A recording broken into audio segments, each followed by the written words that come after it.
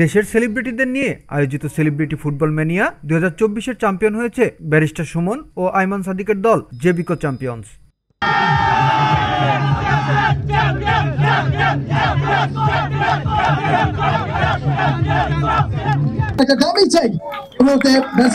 Super footballer of the tournament barrister Suman মাননীয় সংসদ সদস্য।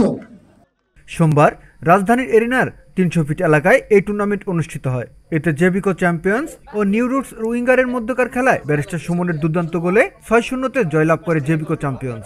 এছাড়াও ওই দিন নারীদের একটি ফাইনাল ম্যাচে রিবানা অর্গানিক ও গিগাবাইটস কুইন অংশগ্রহণ করলে শেষ পর্যন্ত গিগাবাইটস কুইন বিজয়ী হয়।